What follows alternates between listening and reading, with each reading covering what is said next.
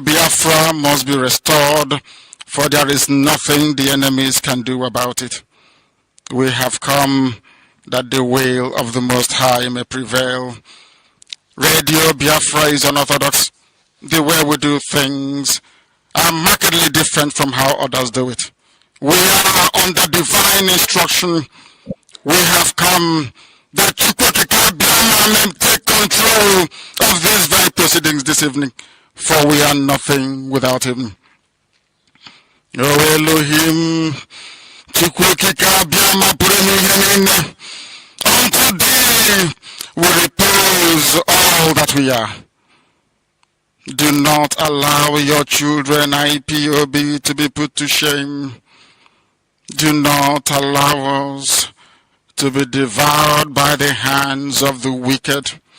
Do not allow us, O mighty one, to fall prey to those who do not know thee. You will deliver us, not because we are righteous, but because of your mercy. Hear our cry and our supplication. We are not armed. We have not killed anyone. We have not jailed anyone. We have not done anything at all to warrant the level of destruction and carnage being visited upon your children. The same way Israel suffered, so is Biafra suffering today. And if you, Elohim, can deliver Israel, so will you deliver Biafra. That is our hope. That is our anchor of everything that we hold dear as a race and as a people. You brought Biafra that light may come into Africa. You gave us hope because we are in a continent of hopelessness. And by thy grace, Biafra shall be restored. We shall be resurrected. We shall crown our efforts with the glory by the grace of the Most High himself. We are not strong. We do not pretend to be strong. All we do is to submit ourselves to your will, that your will may be done upon our lives. We have lost many people. We have lost so many good people. Their sacrifice will never be forgotten. We shall honor them, and for their sake, Biafra will come. Israel lost people, and today Israel is here as a beacon of hope in a land filled with darkness. We beseech thee, Elohim, because we are wandering all over the world, hoping against every hope that things will turn around for the better. It has never turned around for the better. Instead, it is getting worse. Please do not abandon your children. You have given us a commission, and we must accomplish it in our lifetime. We have come to honor your holy name. We have come to praise thee. We have come to honor thee, that your name may be glorified, adored, and praised forever and ever. Ise.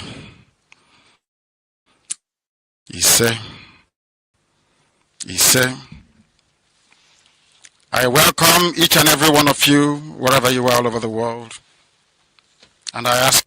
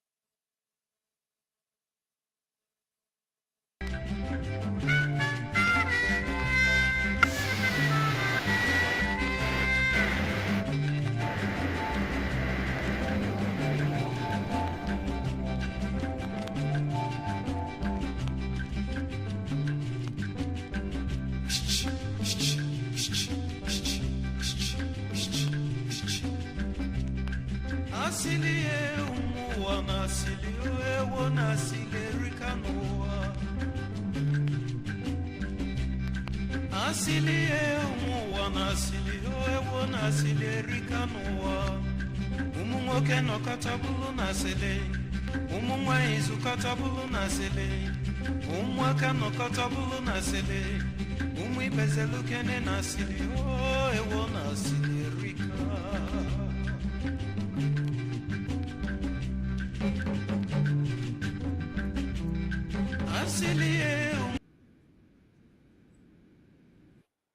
morning, good afternoon, good evening, fellow comrades and lovers of freedom across the globe.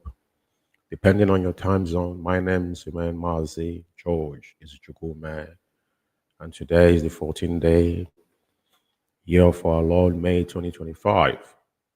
As we're reaching you out from United Kingdom, our studio Biafra Radio here, and today again we are continuing with the accelerated trial of our leader, the sham in Abuja.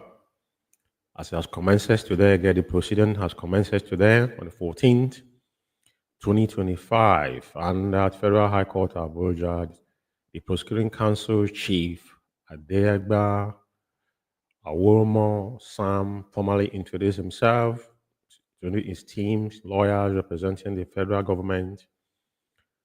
On the other side, the chief, Kano Agabi, and heading the defense teams for Mazi Namdekari also announced appearance on behalf of the defendant.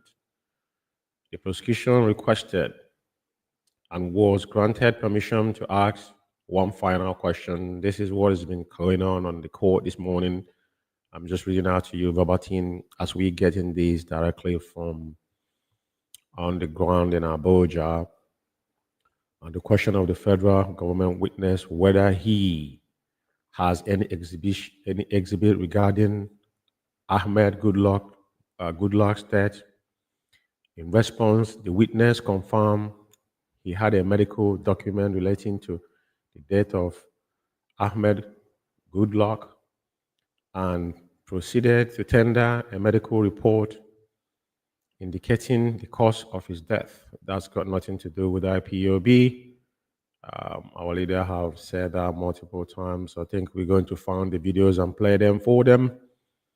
And our leader demanded when this incident happened and when the so-called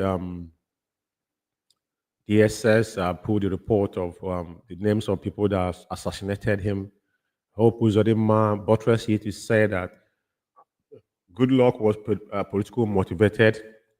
So they know what happened to themselves. It has nothing to do with our leader. The defense team has commenced cross-examination of the second prosecution witness, PW2. Defense, you obtained a video statement from the defendant. P2 said, yes, my lord. The defense, the video was not complete. Are we able to see those who conducted the interview? P2, yes, my lord. In that statement, only the defendant and his lawyer were visible. And the defense, were you wearing a mask? P2, I can't remember, my lord. Defense, for how long was the defendant in detention before you made the video? P2, I don't know, my lord. I'm not aware of his long detention. Defendant has been kept alone in a cell by himself. You must understand this solitary confinement is punishment. If that is what you mean, it is a punishment. P2 goes on, I don't know, my lord. The defense, you subjected the defendant to solitary confinement. Do you know the minimum number of the days a person can legally be kept in solitary confinement? Defense, according to the United Nations standard, you can keep someone in solitary confinement for more than 15 days. P2, I'm not aware because you're dumb, my lord, or how long the defendant has been in detention. The defense, how long the detention of this gentleman has caused him unhappy. P2, I'm not aware, my lord. Just the summary of what has been going on in the court this morning. So I know I'm going to have a panel of a team and we'll have a man down there that was going to be given our first spot account. Subsequently, we have kicked up the program this morning, as we are already, designated it to be. And the main purpose and one purpose is here is to us to give you on-spot account is whatever that is happening, regardless what the enemies are doing. We are fearless before our enemy, and our leader still standing. That's what matters to all of us. And all we need to do is to give him that unwavering support that he requires from us. IPOB remain one family, and this is still Biafra Radio, and we're reaching you out from United Kingdom. Subsequently, I'm going to be playing some video, and as I stay back on the studio to get more info, and if the man on the ground and a couple panel that's going to join me this morning comes on the studio, I'll bring them here for you. Before then, we'll be surfing for videos that we're going to be playing for you this morning, and I want you to stay tuned. Please share this program. Unfortunately, our app is not working this morning, Biafra Radio app, so you can only be watching us from Facebook, Biafra Radio Facebook, and Biafra Alpha Power Media in conjunction, and the YouTube as well. That's where we can watch this program live as we speak live and direct from UK. Thank you for listening. And as we continue, let's watch this video from the Facebook. Allow us to continue to play this video because it's very, very important to buttress what we are saying. The solidarity to our leader. We are playing this video definitely. It's from the Avid. I think sometimes it has some intermediates.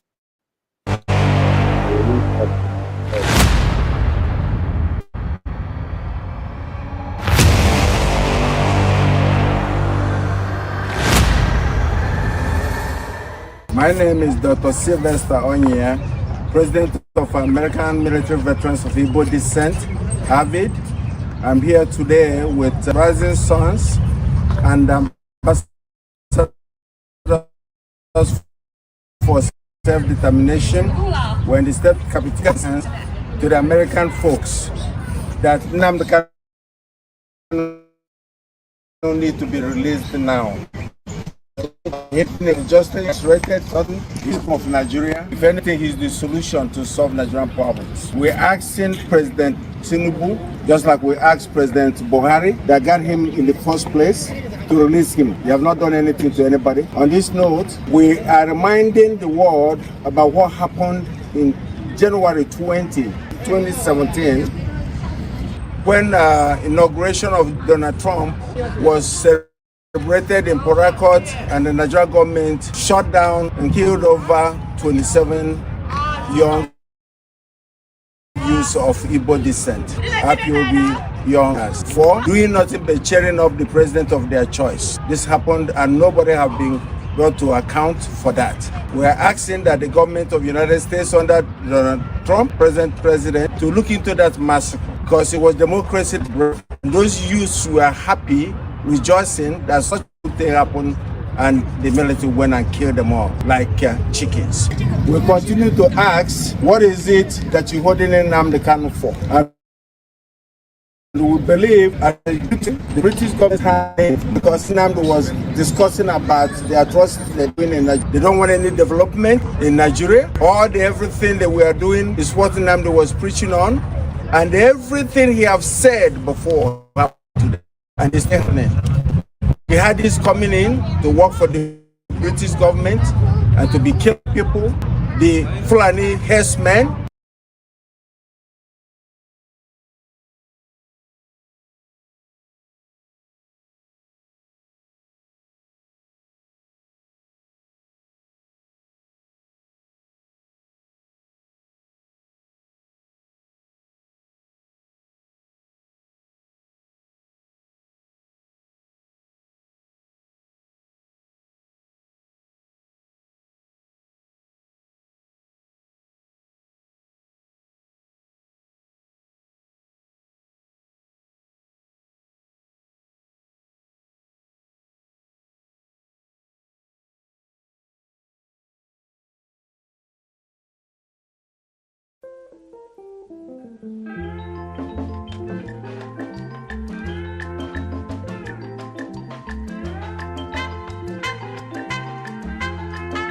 On behalf of Ambassador for Self-Determination, I'd like to welcome you to this gathering which we're gathered today to support the freedom of Mazi Nnamdi Kanu. So let's watch this video. Putin killed Navalny because Navalny was the one opposition leader in Russia that Putin feared the most. So this is a really tragic day for me, and it should be a tragic day for anybody who cares about democracy. You know, remember, he went back to Russia. He didn't have to go back. He went back for his country because he was a patriot that believed that his country could be different. I put him in the same ranks as the Navalny of Mandela and Valenza and Havel, but with one tragic difference now. Navalny is dead. This particular clip, I was watching that, was a Friday morning when we got the news of Alexei Navalny's death. And obviously, the thing that came to mind, I didn't know much about Alexei, but this says it all, because he was under Vladimir Putin's thumb. First, I started to see the resemblance between his situation and Mazi Kanu's situation. Putin, as the head of state, tried to poison this gentleman, and then he recovered from that. The Nigerian government tried to kill Mazi Nnamdi Kanu, and he survived and escaped. Navalny returned to Russia. He was immediately arrested and put in jail. Solitary confinement. Mazi Nnamdi Kanu was minding his own business, rendition to Nigeria, and put in jail, solitary confinement. Same situation. Anybody that cares about democracy, the first thing that comes to mind is not to let Mazi Nnamdi Kanu's fate become what we just saw. And that's what got me excited. We've been quietly trying to get a coalition of people to actually demand his release, but it's been difficult. But this particular example really made me realize that if anyone has anything that they can contribute towards this man's release, to do it now.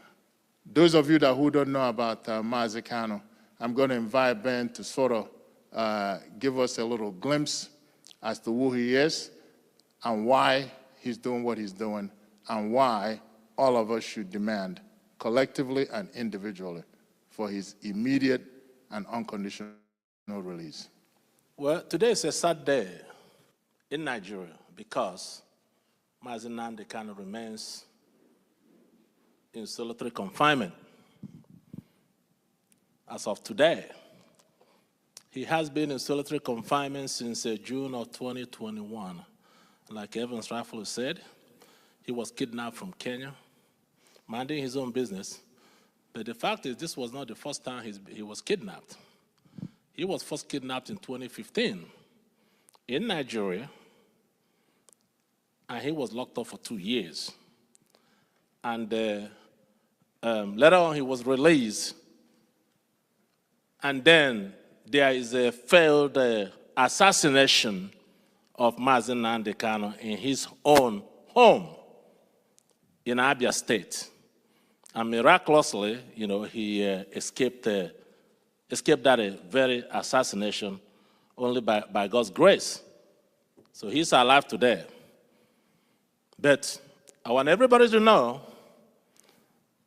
any day Mazi Nnamdi Kanu remains in solitary confinement is another day of violation of his fundamental right as a human being, as a father, as a husband, and as a community leader. There is no reason why he should be in prison today, if not for the sake of others. He wasn't fighting for his own, he wasn't fighting for his family, he wasn't fighting in the name of the Kanu community. He was fighting for the interests of all. So I believe there's a video that we're going to show you So you can get a taste, a glimpse of some of the things that took place that really,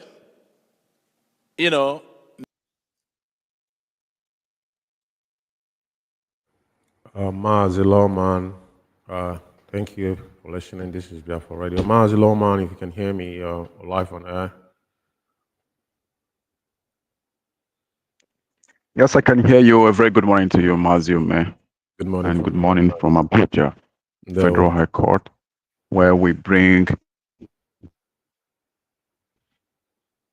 of freedom, what is happening on the ground, as it has been in the case of the federal government of Nigeria versus Nnamdi Kanu, spanning from 2015 up until now. So we are here to ensure that updates are being given as it should. So what's happening in court is no different from a sham trial. PW2 is here and standing in and being put into cross-examination, by the defense team of Mazzi Kanu. PW2 is being examined, scrutinized by Kanu Agabi, who is the lead counsel, in the trial. So they are in the dock, shielded as usual.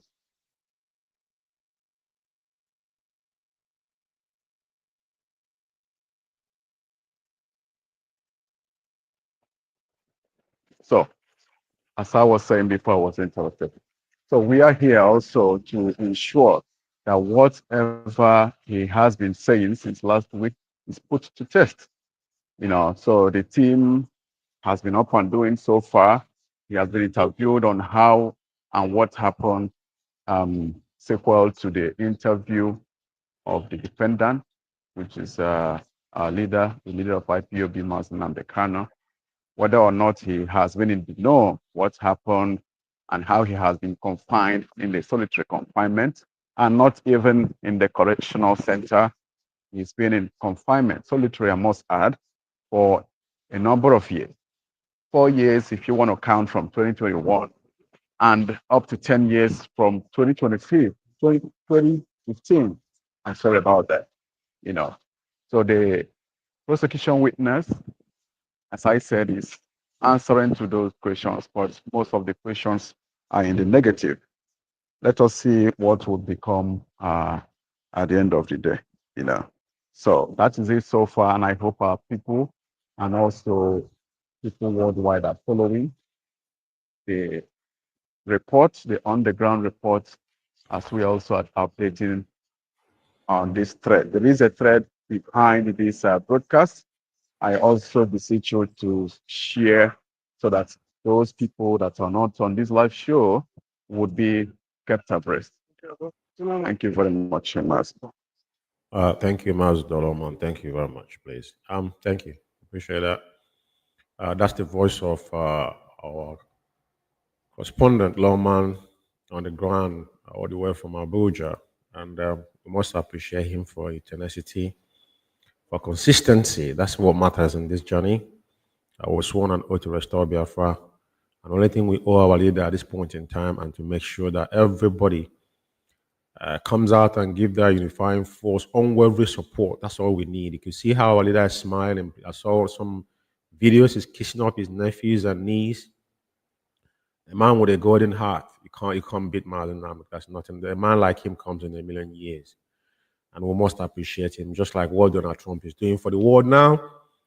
And Biafrans paid price in 2016 when that man was falsely, elected. We don't know him from Adams, and we're not talking political, sizes, but as we can see, common sense sometimes tells you things.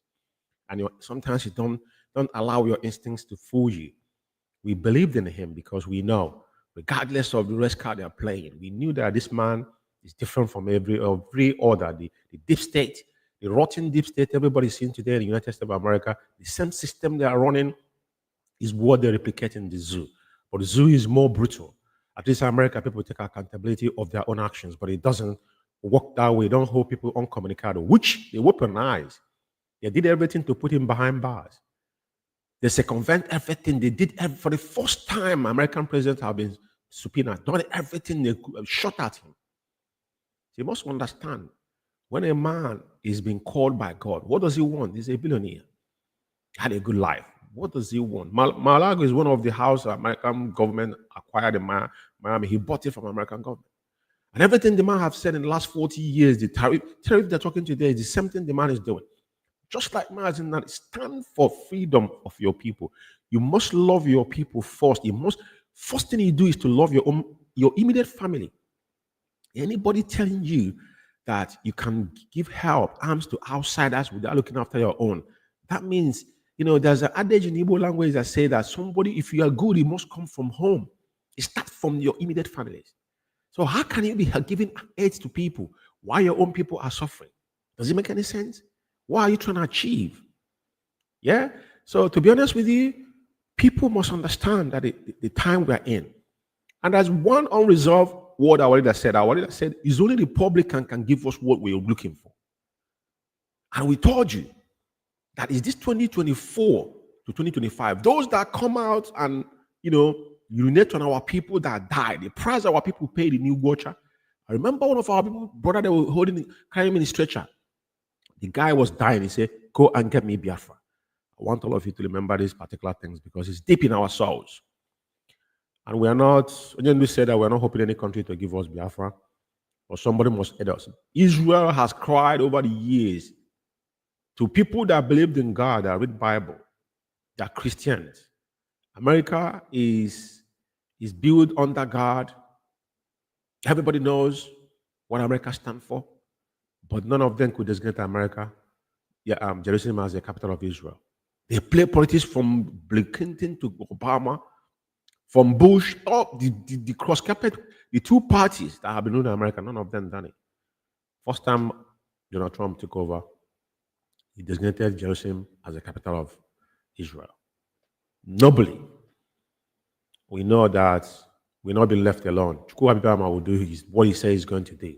But like I said, our people in America is doing what they do. Credit to Avid and our brothers, the ambassador for self-determination and rising sun.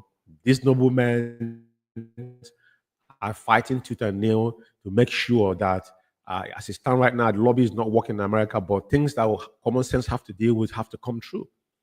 Our leader has been abused, but that's a price he's paying for me and you and Africa at large. Even in what is happening in Burkina Faso right now, all these people who are waking, they don't know what inspired him. They have not told you his story yet. They haven't told you the voice he had to ignite him to do what he's doing today. I see a lot of people clapping hands, but you need to know where their journey starts from. So we must appreciate our leader. There's nothing that supersedes Mazi Nnamdi on this present dispensation, regardless what anybody might think. A lot of people have eaten their own words. But what makes you a man is they don't lick your spit. When you spit, you don't lick it back. We sworn an oath to restore Biafra, and we must stick to it. We continue with this video, very important. To come out in public and began to openly call for the freedom of our people. But before then, there's something happened. You're going to see a different Mazi Nnamdi back in 2013 in Europe. He wasn't campaigning for Biafra. He was not agitating for the freedom of Biafra. He was actually agitating for Nigeria to get better, for the government to take note of the suffering of the masses and do something. Do something so that everybody will benefit, with no mention of Biafra, until Nigeria failed him, and it was crystal clear that this country is not going anywhere. They're not going to listen. They don't care about their people. Well, if you don't care about Nigerian citizens, I'm going to care about my people. That's when he began to talk about Biafra, to talk about separating from Nigeria, so that every region can develop, at their own pace. So you can make policy and rules that will benefit people because you know people. Because there's nothing that holding Nigeria together. It's three nations put together to be one nation, and nothing worked. Nothing ever worked, nothing is working, and it will never work. So I want to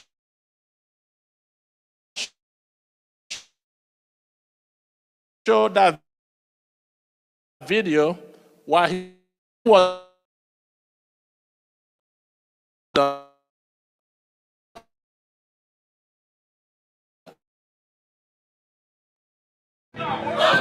this is what we're here.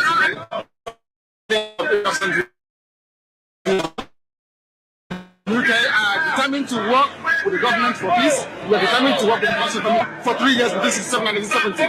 If this continues, there will be another civil war in Nigeria. And this time around, no place will be safe in Nigeria. This time around, nobody will be safe in Nigeria. So it is imperative that everybody who has the interest of the country at heart acts now and immediately to stop this nonsense from continuing. The Nigerian government has its own way of dealing with peaceful gatherings it doesn't like. The day began with a gathering of people come to pray for the release from prison of one of their leaders.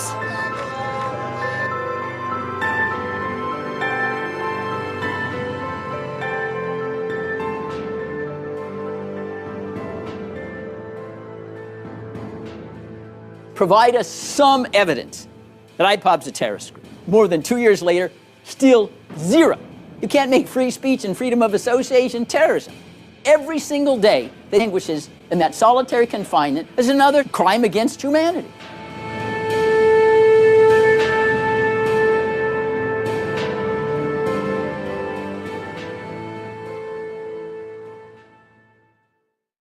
The protest that you saw, where you saw the army shooting people, innocent, unarmed citizens, that took place in 2016. Okay, our people came together, as they have done several years before, okay, to honor their fallen heroes, those that fell in the Biafra Nigerian Civil War of 1967 through 1970. So they gathered, this is a high school. They were not on the street protesting. No. They were not in front of the House of Assembly with placard protesting. No. They were not marching or causing insurrection anywhere. No. They were in a particular place. You have to go through a gate to come into the school premises. That's where they gathered. And that's where the combined forces of Nigerian Army, Air Force, Navy, DSS came in there, took a combat position on the ground, and opened a live ammunition. And at the end of the day, they murdered over 150 young men and women. 150 young men and women. And this was reported by Amnesty International. It was all over the globe. And to make matters worse, they took their body and dumped them in a mass grave where they poured acid on these children so they become unrecognizable. So how could somebody tell me or convince anybody that this is a viable nation that would work for everyone? These are the atrocities that led to the debut of the person of Mazzi that you hear today. And this young man requested for things to get better, build schools, build roads and bridges, build hospitals, so that our women will have a place they can go and receive a proper medical attention. Build recreational centers, build factories. So as young men and women are graduating from school, they have a place where they can be gainfully employed. They don't want to do any of this. But this country will spend money from the oil revenue to import terrorists from all over the world. Right now, there are more than 5 terrorist groups that operate in the country today. Ansaru is in Nigeria. El-Shabaab is in Nigeria. Mieti Allah operates in Nigeria. Fulani bandits operate in Nigeria. Fulani herders that had been named the fourth deadliest terrorist group in the world by the Global Terrorist Watch of West Africa. These terrorist groups operate in Nigeria. And the government of Nigeria provides an enabling environment for them to thrive, for them to do their bidding. They provide them with logistics, money, arms, and then they send them to the eastern region of Nigeria to kill my people and to destabilize the region. That is their goal. And that's exactly what they're doing now. These are the things that brought out Mazi Nnamdi Kanu. If the country was working, you may not know who. Yeah, this is Biafra Radio. And we are back once again. And I've got a panel of men coming in the studio now. Mazi Kechukwu is here with me. Joining from UK, Mazi Takano as well. As we're going to dive into what is actually happening this morning. Guys, your names are not actually showing. Mazi Kechukwu and Mazi Takano, please, you may introduce yourselves. Mazi, yeah, welcome to the studio. As we continue to give you the updates, yeah. Thank you very much, Mazi. Good morning, good afternoon, good evening, according to where you are listening from. My name is Mazi Takano, an IPOB member from Germany. Thank you. Yeah, Mazi Kechukwu, please. Amen.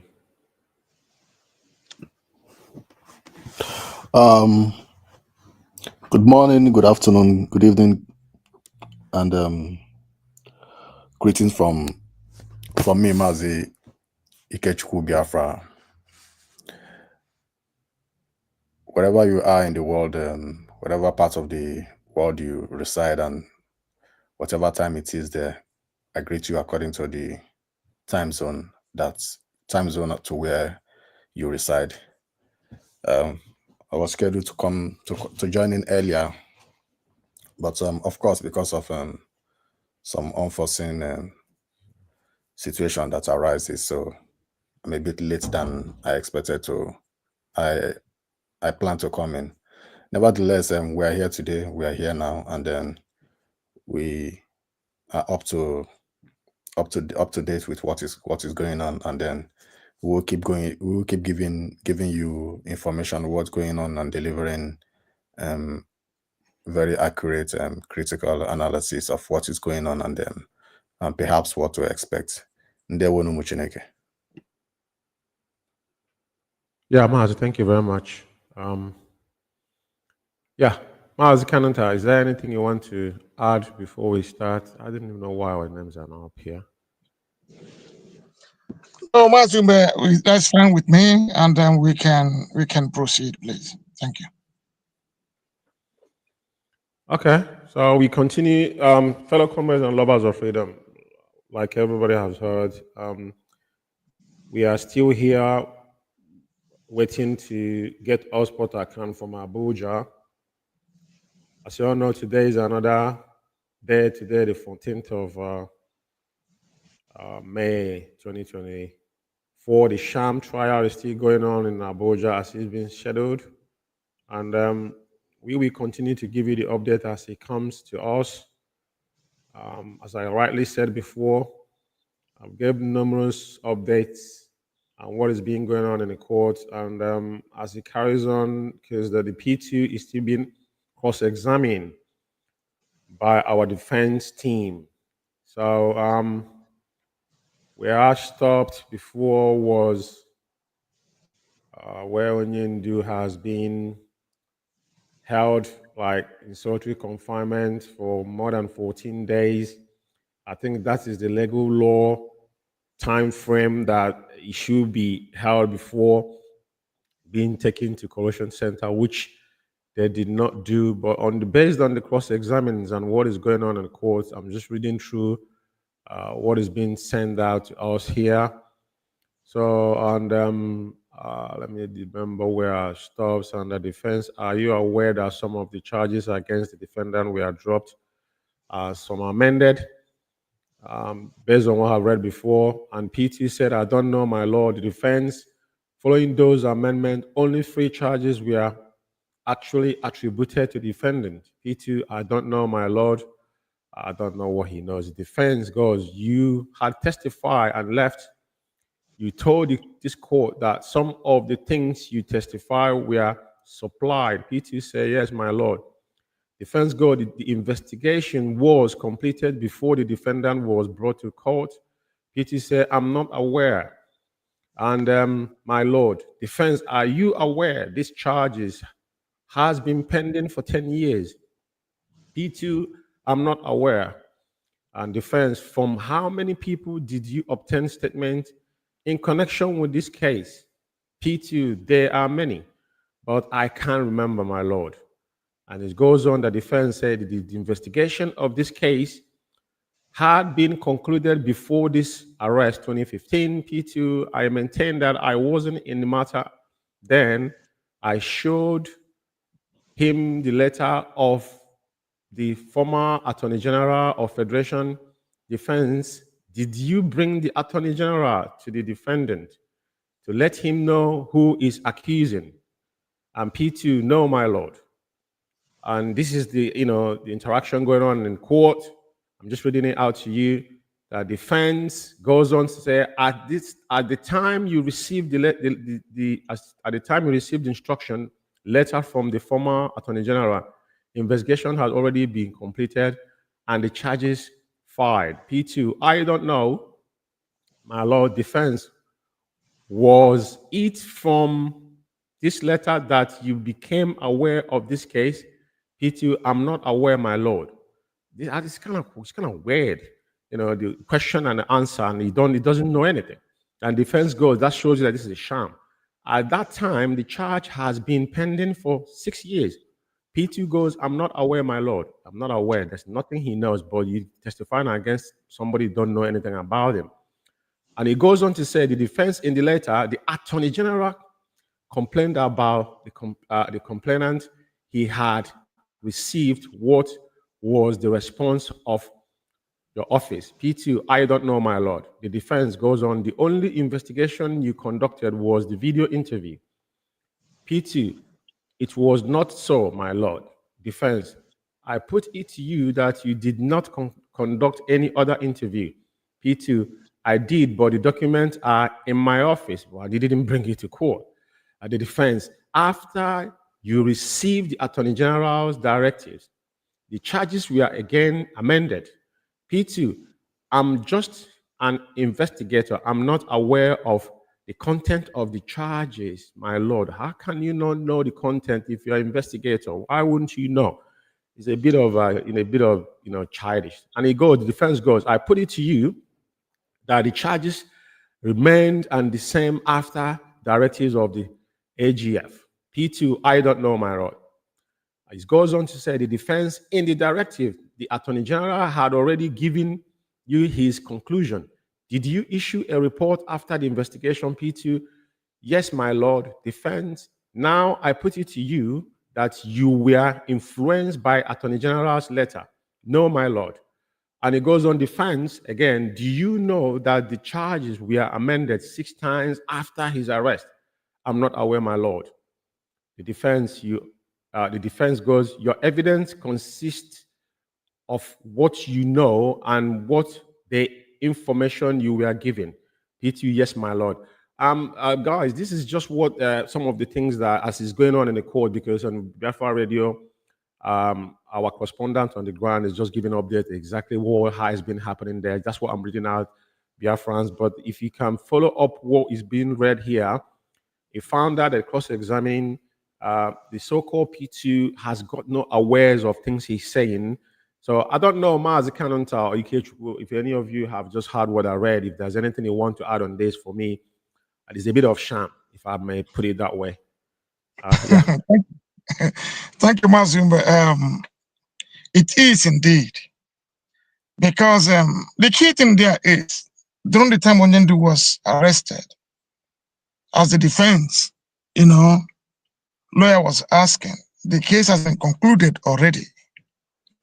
But they find out one funny thing about this Janjaweed that occupied all the whole legal positions a couple of years ago during the time of Buhari and after he passed. It's all about a kind of Fulani affairs. That is what it was basically. Because by going to amend charges every day means these people have got no case before Mazi Nnamdi Kanu, or has no case against Mazi Nnamdi Kanu. Because when they come out and said Mazi Nnamdi Kanu went and stole, for example, crayfish, it was proven that he didn't steal any crayfish. They came back and said he went for robbery. That one fell. They will come back again and amend and say that he went for kidnapping. And when the kidnapping failed, they will say that he ordered his men to go and kill everybody in Nigeria. When that fails, they will come up with something else. That tells you what Nigeria is made up of. And the question remains, is it only in Nigeria where charges are being amended every second when somebody is appearing in the court? I have been to courts, even in the United Kingdom. There is what they call disclosure. I am not a legal professional, but there is something called disclosure in a court, meaning you have to bring out the whole evidence, the whole document you are going to use on that very case, and exchange it with the defense or the prosecution, and some will they do it as well. After that, no other document will be entertained. But you find out that in Nigeria, you file a case, you go to court, you will see that missing. That happened to us during the time of Minta Nyaku, when she was presiding over the case. What did they do? Most cases filed in the file. When they go, they say that it's not there in the file. The prosecution will wake up in the morning and sneak in one document inside there without even serving the defense lawyers. That tells you how bad it is. And that is what these people were doing. And they did that thing and messed up Nigerian judiciary completely. That is why Nigerian judiciary has no value anymore. One, they went and took this man. You remember this man, the aeroplane turner, Tanko? Yeah. He was the senior end. What do you expect? The same thing Malami did as the AGF. So you find out that the witness, PW2, is now reading about what the letter the AGF wrote. You arrested somebody, all you know is just the name of the person, which means, in my own view, he was rented and coached on what to say before the court.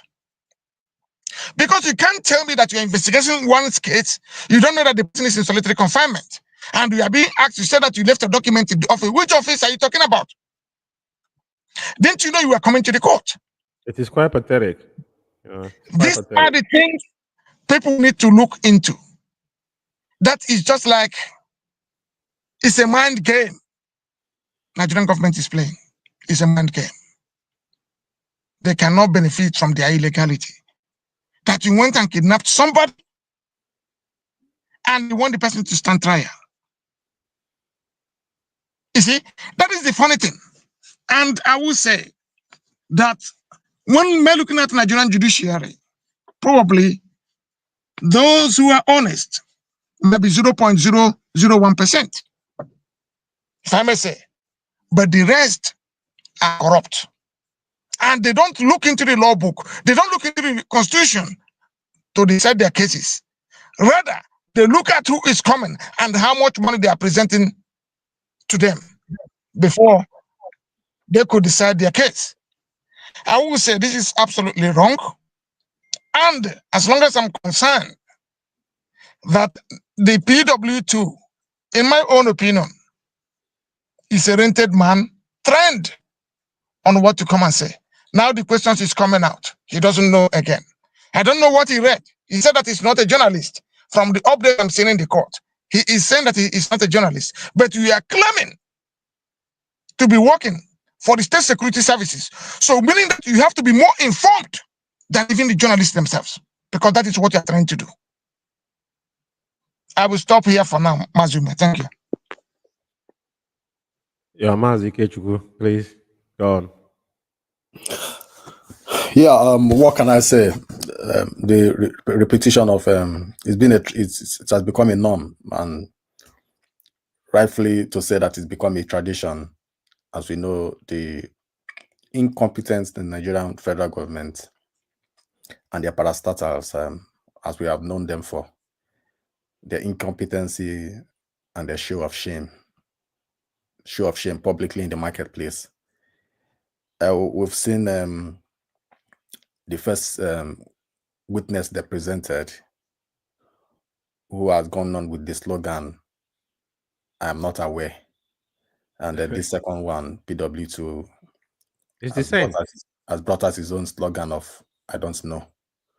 Or was it the first one that said "I don't know"? And this one is saying "I'm not aware." I'm not aware, yeah. So if you look at what is happening now, and you see what De Rushley did in the last sitting, what he was saying then, I made it clear that it's one thing for him to say one or two things or whatever he want to say. It's another thing for them to play videos as much as they want, and them audios and broadcasts, their cuts and join. But it is a different ball game entirely when the witness starts and when the witness start getting cross-examined by the defense team. And here we go, the fireworks are all raining down, and then like a coward, they are going back to their shell. You know, you have 10 years if we count from 2015, and 4 years in this latest period. Mazzi Namdekan is in their dungeon. 4 years if you count from 2021, and every document, every case you could file, everything that you keep amending and amending and amending. And of the latest for today, when they ask for permission for the witness for the accused team, for the prosecuting team to ask one or two more questions to the witness, you could think that maybe they've gotten something after the last court case. They wanted it to be rushed, but now the defense counsel said, give us a week for us to come back with a listener. A week, they say, okay, then they needed to ask the witness one more thing. I mean, one could think that, okay, let us even stop. Let's put yourself in the shoe that you are supporting the federal government. You are supporting them, giving them everything, both their online journalists and their media journalists and everything, and the investigation with all the resources they have. You could think that at least maybe they will bring out something that will make that will wipe away the shames which they have caused already, and the disgrace and embarrassment which they have caused already in the courts. And the only thing they could bring today is the autopsy of a Gulag. That is their latest updates today. Madness, isn't it? What is bringing out the autopsy? Yeah, autopsy of Gulag. All right, whatever the autopsy says, and whatever that is, I don't think the autopsy would be saying different thing from what the witness said, that the broadcast led to people who have unalived Gulag. So they brought out the autopsy to say that he was unalive, or he was strangled, or was he shot, or was he whatever they brought out the autopsy for. But what impact does that make to their case? And now the fireworks start raining, and what you can hear is I'm not aware, I don't know. That is what you're hearing. The PW2 that's claimed that he investigated the case extracted interview from Mazi Namdekan is not telling you that he was not aware of the person you interviewed and you investigated on I don't know if people are really listening. You are a police officer or a security officer. You have a job as your primary job. This case has been assigned to you. Investigate this matter. Investigate this person. This person is under your confinement. Okay. You investigate the person, what he has done before, what he's doing, and everything related to him. Part of the investigation, you don't need to read criminal law or read investigative law or read journalism or anything. Part of your investigation, the primary thing of your investigation should be, who are you investigating? That is the subject of an investigation. Who are you investigating? Then you go to the next one, which is supposed to be, what are you investigating him for? The third one would be, why are you investigating him? Now, when you go to the first subject, which is who are you investigating, it has to be we do with the person, confirming the person, where he is, his movements, where he is, his movement, what comes to him, what goes out from him, what information is he receiving, what information is he dishing out. How can you, who is the investigation, do you have access to him? Do you have him in that what is basically mean is that, do you have him under cuff or under arrest? Are you totally in control of him so that you can go anytime, investigate him? You can get video evidence of how his day has been. What is he thinking? When did he sleep? When did he wake up? What is happening? What is you dive deep into his mind. What is he thinking? So that will lead you to whatever information you are getting outside. That will lead you to this kind of person. Can you do this kind of a thing? And then this person that is supposed to be in this position is coming out to tell you that he doesn't know how long the person is in the subject he is investigating. He doesn't know how long he's been in solitary confinement. He doesn't even know if it's in solitary confinement. I don't know. Like, was this case even supposed to?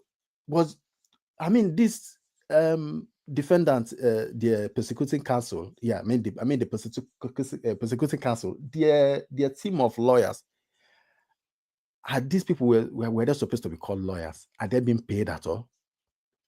Because even if someone asks you, do this, you should look at your profession and say, right, I know this is what you want us to do, but if we go this way, it's going to be an embarrassment. Can we find a way? Can we find a way to make it, at least a bit less as if we are working? Because if you ask someone to say a lie, to tell a lie, you ask a wise person to tell a lie, you give him the content of what you want him to say. The wise person will say, right, I understand this is what you want us to say, but can we paint it this way? Because it's just obviously that we can't just say anything. We can't just say anything. But these people come to court and they're presenting this kind of thing, keep going on and on and on. It's just showing you how deplicated the judiciary system has been. If these people have not been doing this thing and then getting away with it, in this case and other cases and other situations in that country, the judicial system as a whole I'm addressing now, if this kind of thing has not been happening and they're getting away with it one way or the other, they wouldn't have brought it up in this. They wouldn't have brought in this attitude in a case as high profile as this.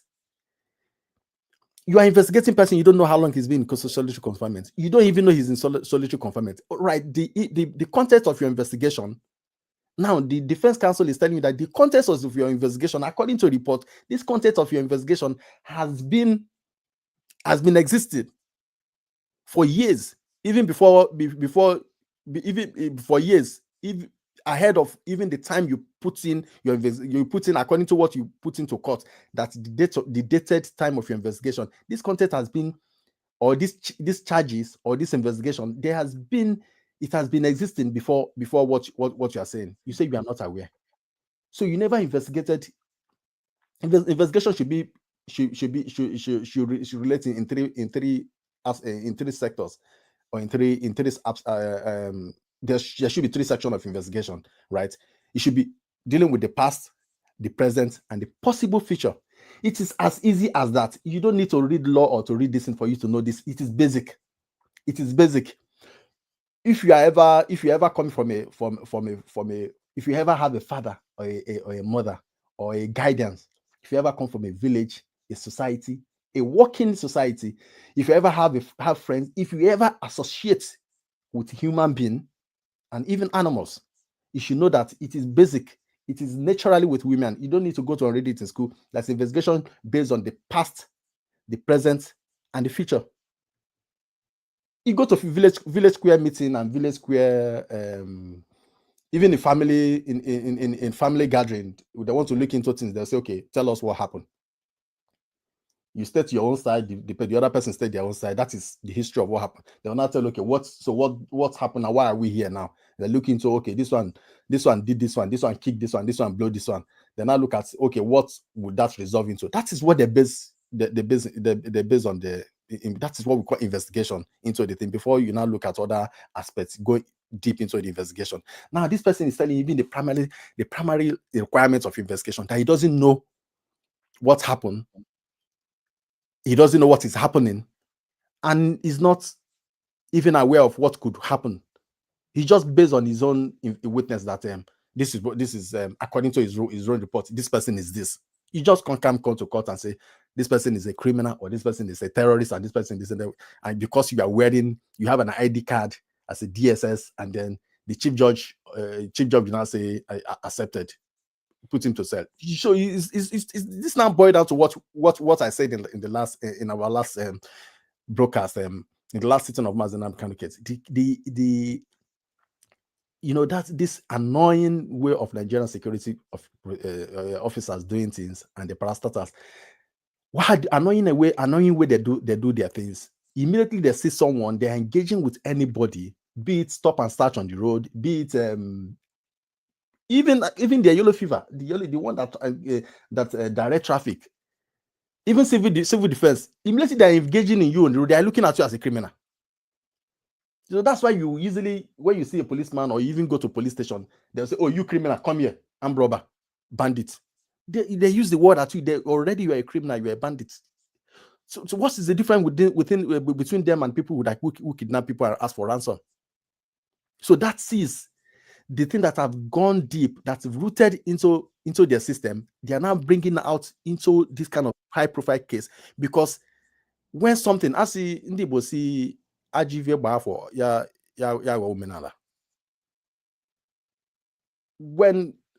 when an unusual thing or even bad thing has been repeated for a while, it becomes a norm. It becomes a tradition. You start seeing people saying, that is how we do it. Why are you doing that? No, that is how we just do it. There was no, because somebody started it, it was not stopped, and it goes that way. Before you know it, goes deep into the roots and then germinate this kind of fruits that we are witnessing today. It's quite a shame, because I try to reason from standing at the point of in the middle to reason and say, okay, supposing I'm in this side, supposing I'm in that side, are people not ashamed? Are people not asking questions? Let us assume that okay, let's listen to what these people are saying. It's not even making sense. It's not even making sense. Mazi Lawman just joined us. Mazi Lawman, can you hear us?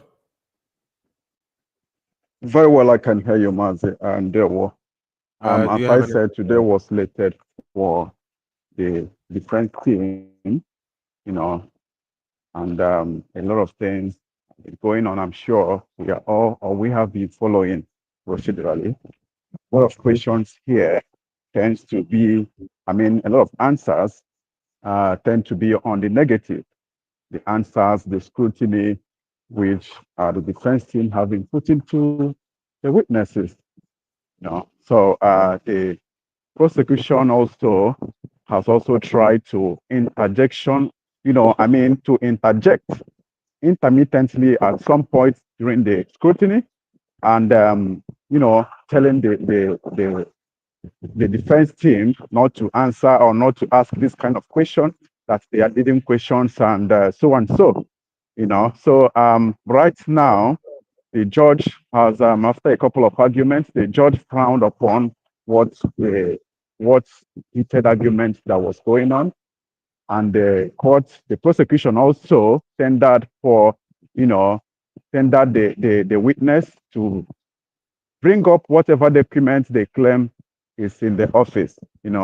So in conclusion, what I'm trying to say now is this very scrutiny is nowhere near its end because the prosecution is not giving us time. It's not giving us the atmosphere. Whatever question these people would put up, Agabi and co, and they would, form a sort of rebuttal that this question is a leading question, so and so. So right now, the court, the defense team has, tendered for a next date within which this very scrutiny would and should be completed. So the judge, Justice Omotosho, has therefore adjourned this very trial to the already 21st to 22nd of May, which is exactly next week. So that is the situation report, Mazi. Okay, let me just understand what you just said. So the issue is that based on cross examination from our defense team, the prosecutor is now interjecting on the questions being thrown to the PW2. Is that what he meant? Yeah, intermittently at some point, Maz, can you hear me? prosecution would. Yes, I can hear you.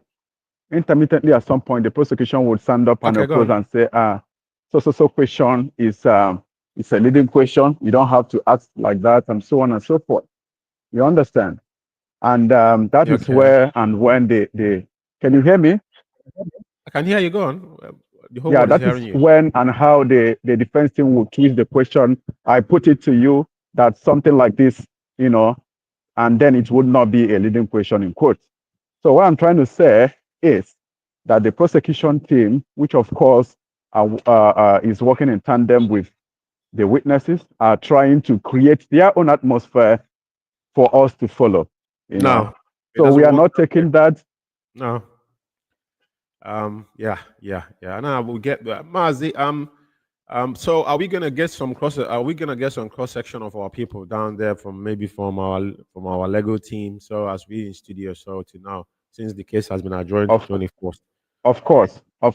Supposedly, we shall get onto our people as per each on demand. Supposedly, I think Mazi Kanunta, have you heard what Mazi Lawman just said about the events that just transpired in the court? This is what we were talking about.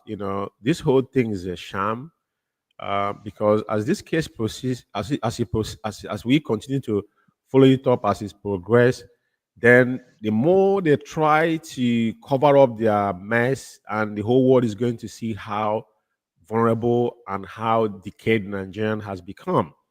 So, Mazi Kanunta, is there any word you want to throw into this now, as we know that the case has been adjourned to 24th?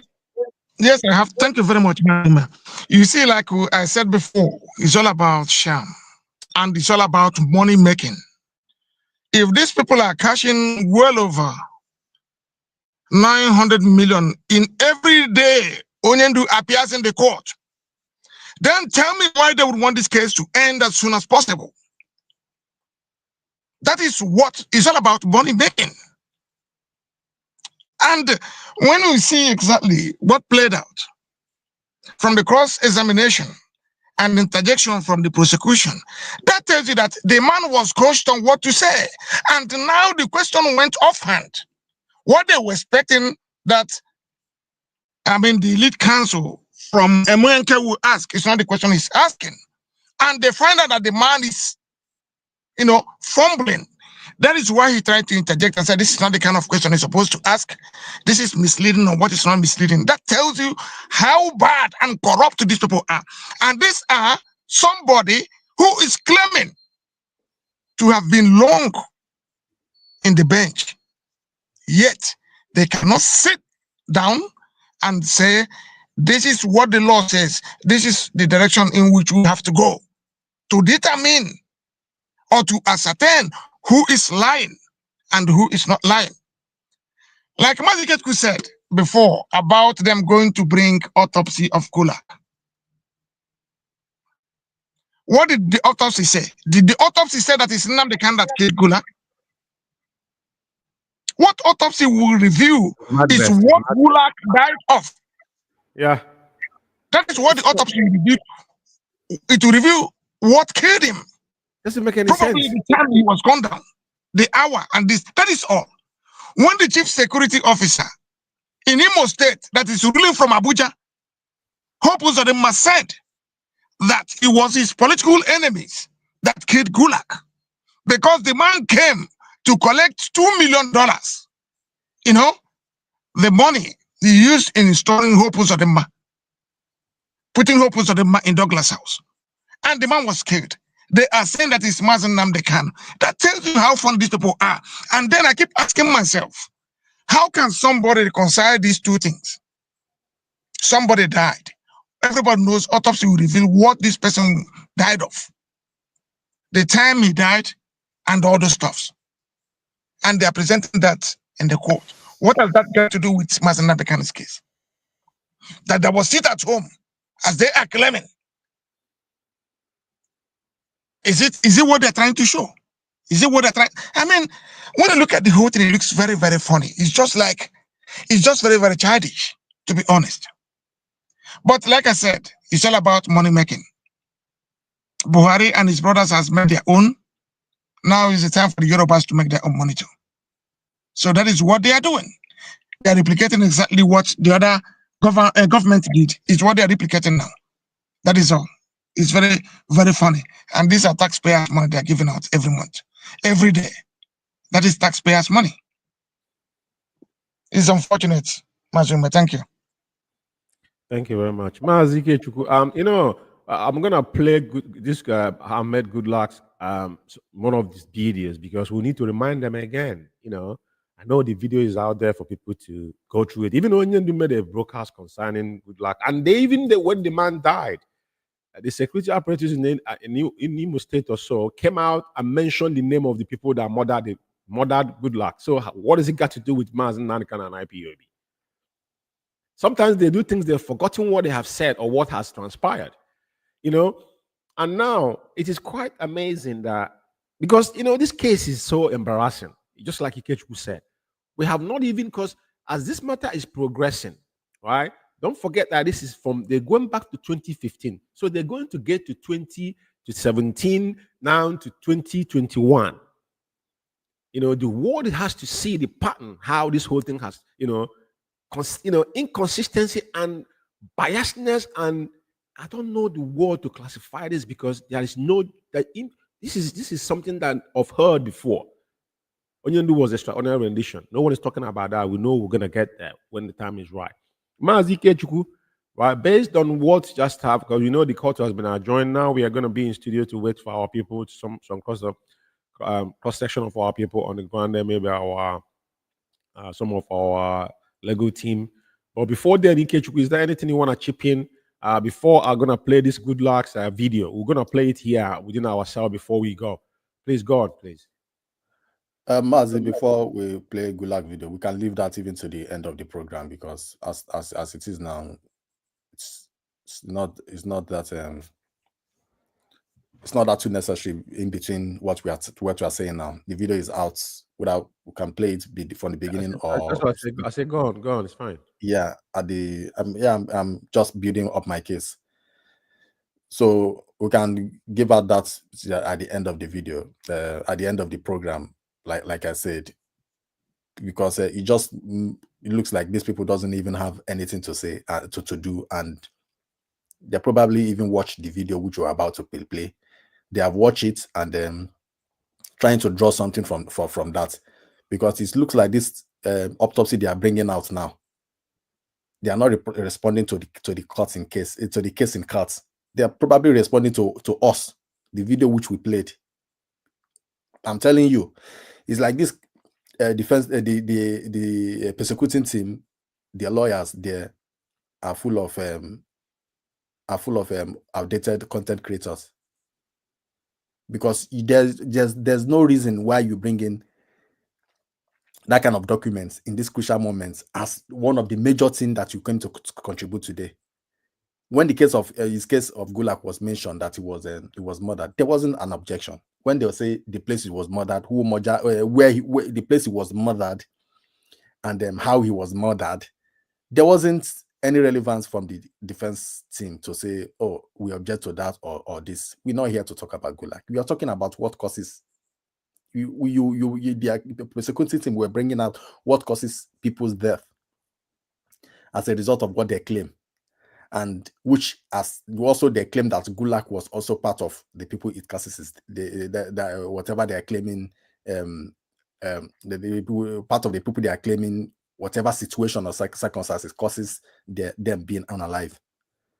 So when you are bringing autopsy, you are bringing autopsy to show that maybe somebody is denying the unalive of someone or how someone passed away, and that is when you present autopsy to back up your claim.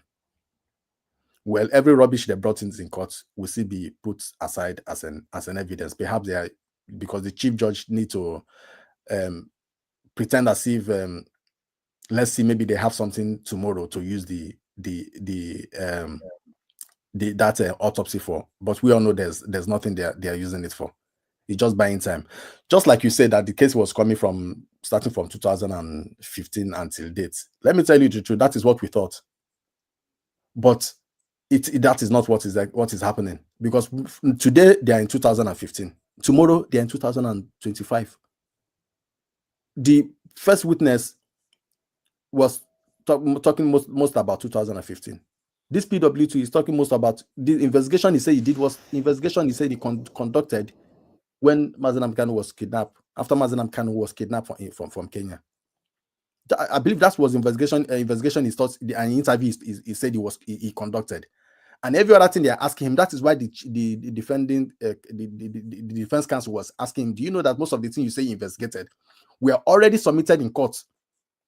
This thing we are already submitted in court as charges prior to the date which you claim from your documents that you made in interview.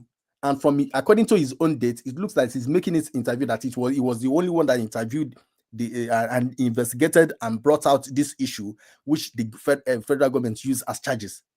So the defense counsel is now letting him know that this thing has been there even 6 years ahead before this thing. That is what led to them asking him, do you know that even this thing that you brought out was amended 6 days after Mazi Kanu was charged in this second time he was kidnapped? 6 days after he was charged. You don't know what you investigated, how it come around, and even what happened after your investigation, which we will look at the concurrent situation.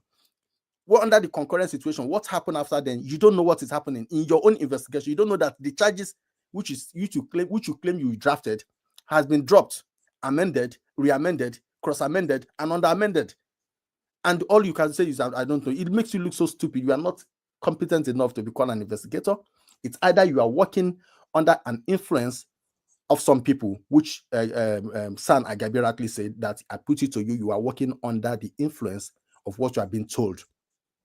So I wanted to ask him as a lawman before now. I don't think he's. Yeah, I wanted to ask Mazi lawman immediately after he made that he gave that update. The objection the accused counsel we are raising, what was the side of the chief judge? Because we needed to know that when these various objections were being raised in this important question, how many or what percentage of it was withheld by the chief judge and what percentage of it was overruled by the chief judge.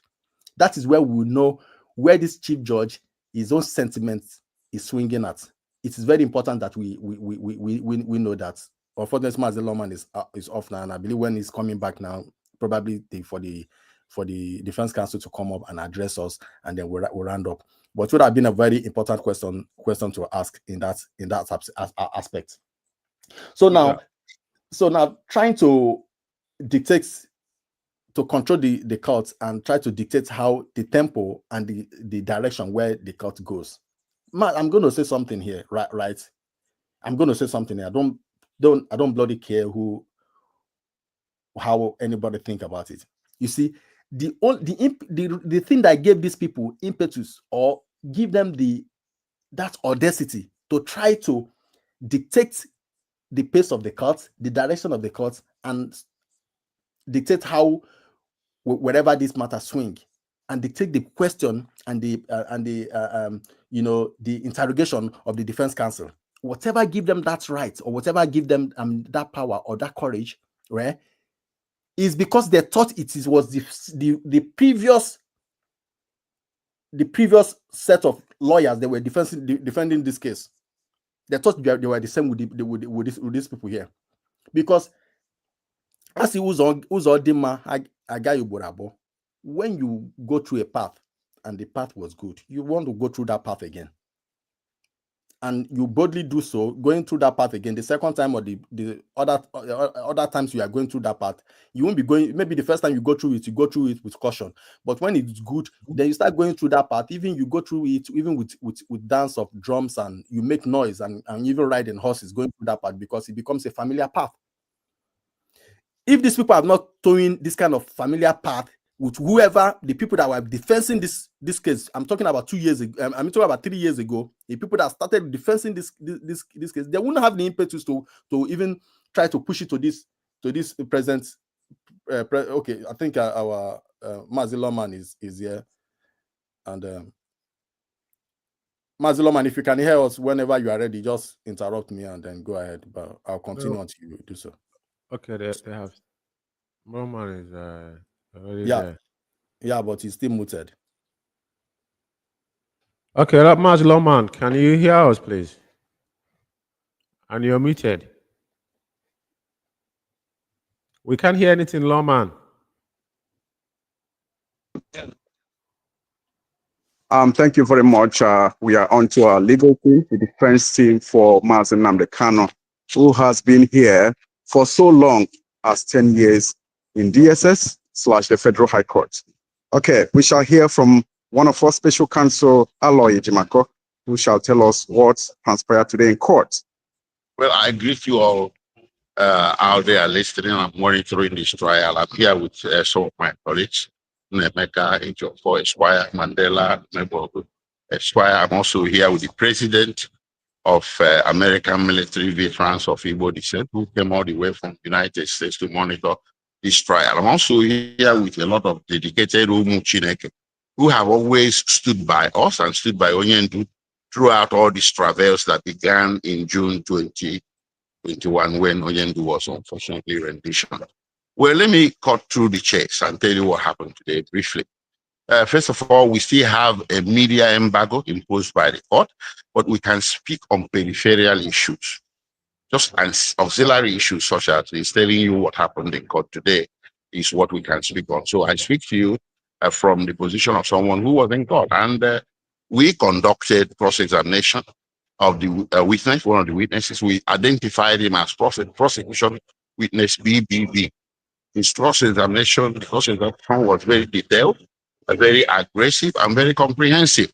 But it could not be concluded today because of the absence of certain documents that could aid us in more effective cross-examination.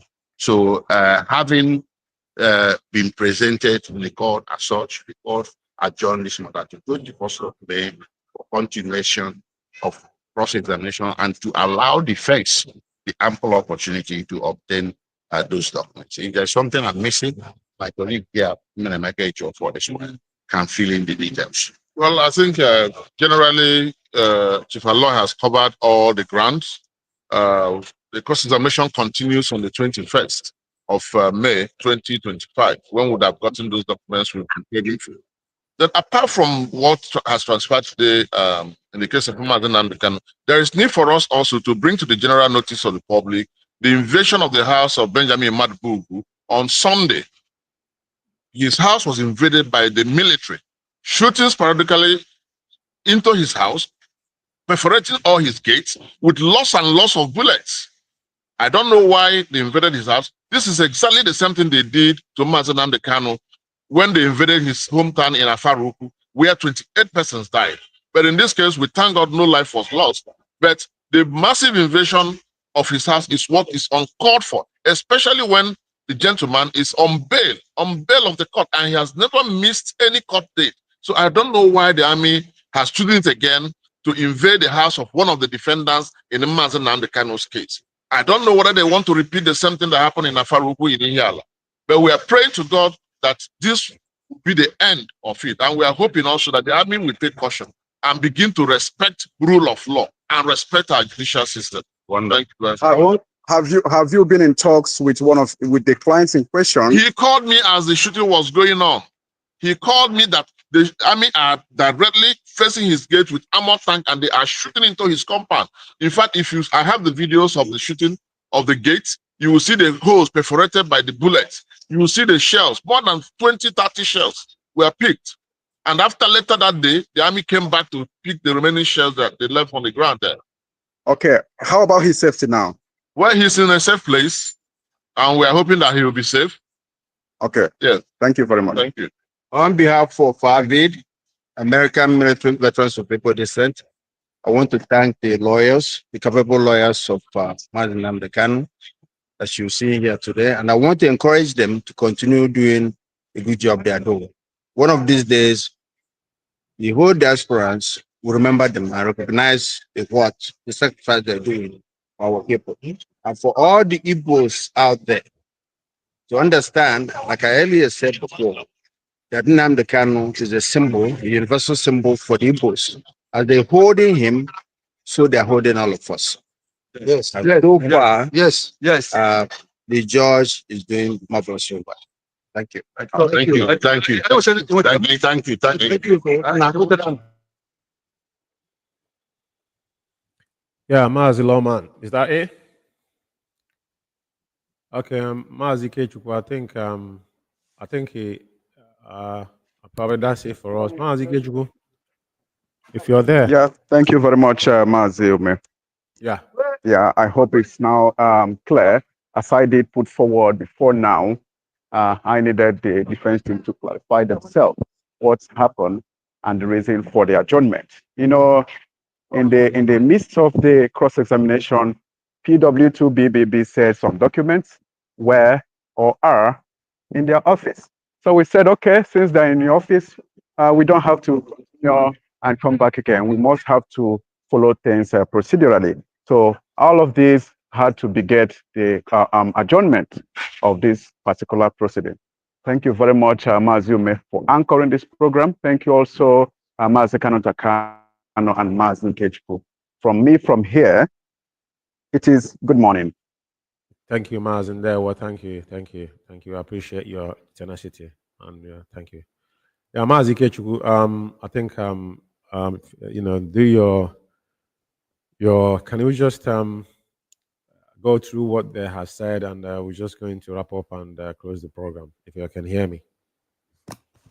Yeah, Mazi, I can hear you. I've followed what they've said, and we've all heard what they said. The defense team coming out to put authenticity to what Mazi Lawman has been reporting and what we've been hearing, and then it's all shame. Today, one document is left at home. Tomorrow, I don't know. I will beef up another document. If there was any document that was so important to them that will help them in this case, I don't think it is something that will leave at home. It's just the continue system of buying time, just like as Mazi Kanu stated, buying time and then getting more payments in what they know that they don't have anything to do. And perhaps probably they are waiting to go back home. You know who is in charge of the of Aso Rock now and how his people does. Probably trying to go back home and call one tout in Oluwole document forging area of Lagos to forge one document and date it and backdate it to a certain time. But then they are not dealing with fools because whatever document you bring that want to aid aid what you have said, we are talking about documents that concerns you investigating you, that concerns your investigation. You said this was not what you have presented is not the only investigation you have done concerning this case, that you have done other investigation. What are the documents pertaining to those investigation? You say you left it at home. So when you bring out the documents also, there's no investigation that doesn't involve time, place, date, individuals, and the consent, right? Whether being forceful whether the consent was forceful taken or voluntarily given. So when you are bringing your documents, let me give them some scope today as well. It's not something to hide. When they are bringing their documents, they should also prepare those individuals that will come and testify, just like what they did to with Gulag's documents of the Gulag they brought in today. You should have bringing somebody that will say, yes, he is the one that unalived Gulag, and this is the person that sent him. This is where the meeting was done. This is how much it was received. This is this is what you expect them to be. But they are bringing document that shows that confirm how whatever killed him. So whatever the document they are bringing now, they want to lay, they want to put authenticity to their claim that they have done other investigation apart from what they are presented in court today. They should know that those documents also should come with something that will authenticate them. It's not just ordinary signature from the government. So they should come with people, individuals, place, time, date, action period to that, action and that taken within that period, and action taken after then. And they will link into the scenario that has happened in the past, and then link into the scenario that is happening now. I believe the defense counsel know more about that. But I tell you, Mazi, just go and watch. They're going to try to struggle out to bring out something that's quite much more irrelevant today. Perhaps maybe next time they are coming, they're going to bring a birth certificate of Gulag. Because like Mazi Kanu already rightly said, and as you have also ascertained, Uzodimma coming out to say Gulag was politically motivated and it wasn't IPB, which was published in the newspaper, and he also said it in video, which is in circulation. In the case of Gulag, if you are pointing out Gulag as the people that you claim this is Mazi Kano's action or inaction, of course they're unalive, and you point out Gulag as a name, as a person that you can identify, and somebody in government have come out to say before then, to say this is what happened and this is not what happened, you should also be looking at the person to looking at through your investigation. You should also be trying to investigate the person who said this thing was politically motivated, because if investigation has not been done, how did you know it was politically motivated? If investigation was done before he came out to say it was politically motivated, what was the outcome of the investigation? If investigation was ongoing before Uzodimma came out to say it was politically motivated and not IPOB, then that means Uzodimma was a danger to the investigation that was going on, and he should be also looking to and persecute for it. So if these three things that say cannot be done on that already, so why trying to use Gulag to deviate the court session? Unfortunately for them, this present defense counsel was not the ones that they used to run around to before, because I believe if it was those one, what we'll be talking about now is Gulag or no Gulag. You'll be seeing them Gulag or no Gulag, and after each court case, you see them go down that mango tree and start shouting Muchineke, Gulag or no Gulag. Unfortunately for them, they're meeting the dead end here, and the more they disgrace themselves, so the more the embarrassment for them. That is my submission for now, Mazi. Okay, Mazi, thank you for coming. That's the voice of Mazi Biafra from United Kingdom. Thank you, fellow comrades and lovers of freedom across the globe. And this is Biafra Radio, and I'm just concluding this program this morning. It's still 11:21 a.m. here in United Kingdom. Subsequently, the good luck video is on circulation, so definitely I won't be able to play that video for some urgent issue that I need to attend. But is in our probably gonna post this. Is there in our Facebook pages. I can't thank you guys enough. Today again is another wonderful day in the Lord, in the presence of Chukwuka Abiyama, our leader, still whom he is, and unwavering support from Biafrans across the globe. We thank all of you for coming out and supporting and share. This program is about the update, and you have heard from the voice of our Lego team directly from the horse's mouth. So we can't thank you guys enough. And we hope to convene here again on the 21st and the 22nd. We have to make this sacrifice because it is worthy. This is what we sworn an oath to do. Thank you for listening to me. And for me from here is good morning. There won't much again.